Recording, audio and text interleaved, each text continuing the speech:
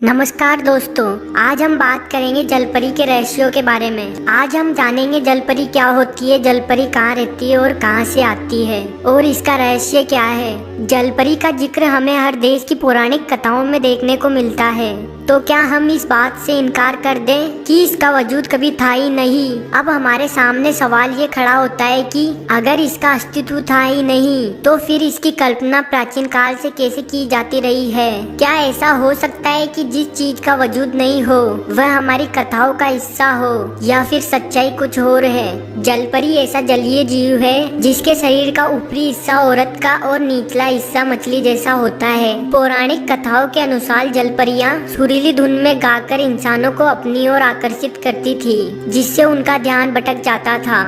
उनकी मधुर आवाज को सुनकर मनुष्य समुद्री जहाज से पानी में कूद जाते थे। कई बार पूरा का पूरा जहाज भी समुद्र की तह में समा जाता था। कुछ ऐसी कहानियां भी प्रचलित है जिसमें जलपरियां डूबते हुए इंसानों की मदद करने के प्रयास में उनकी भी जान ले लेती थी, क्योंकि वे उन्हें बचाने के दौरान ये भूल जाती थी कि मनुष्य पानी के अंदर सांस नहीं ले सकते। आइए जानते हैं जलपरियों से जुड़ी एक पौराणिक कथा के बारे में। इस कहानी के बारे में कहा जाता है कि ये जलपरियों की पहली कहानी है। असाइरियन की रानी अटलांटिस, जो सेमिरमिस की माँ थी, एक चरवाहे से बहुत प्यार करती थी, पर ना चाहते हुए भी उसे अपने प्रेमी को मौत के घाट उतारना पड़ा। इस बात से वह इतनी शर्मिंदा हो गई थी कि उसने तालाब में छलांग लगा दी और एक मछली का रूप ले लिया। लेकिन जल भी उसकी खूबसूरती को छिपा नहीं पाया और इस कारण उसका आधा शरीर पहले जैसा ही रह गया, जबकि शरीर के नीचे का हिस्सा मछली की तरह हो गया। ये ग्रीक की सबसे पुरानी कथा थी जो लोगों के मुंह से सुनी जाती रही है। अब मैं आपको जलपरी से जुड़ी एक और पौराणिक कहानी सुनाने जा रहा हूँ। एक मशहूर कथा के अनुसार एलेक्जेंडर की बहन थेसालोनिक मरने के बाद एक जलपरी बन गई थी। जलपरी के रूप में दूसरा जन्म पाने के बाद काफी समय तक जीवित रही और जब भी कभी उसके इलाके से होकर कोई जहाज गुजरता था तो वह हर नाविक से एक ही सवाल पूछती थी, क्या महान एलेक्जेंडर जीवित है? जिसका सही जवाब था, वह जीवित है और दुनिया पर राज करता है।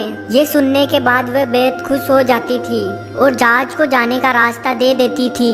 लेकिन यदि कोई उसके अनुसार जवाब नहीं देता था तो वह उस जहाज को उसके सवार सहित समुद्र में डुबो देती थी। इसी प्रकार हम अगर चीनी कथाओं पर नजर डालें तो पुरानी चीनी दंत कथाओं में जलपरियां एक बेहद खास जीव हुआ करती थी, जिसके आंसू मोतियों में बदल जाया करते थे, जिस कारण मछुआरे उन्हें पकड़ने की कोशिश में लगे रहते थे। लेकिन वह इतनी सुरीली होती थी कि अपने गाने से मंत्र मुग्ध कर मछुआरों को पानी के भीतर खींच लिया करती थी। ये सभी कथाएं जलपरी होने का सबूत देती है।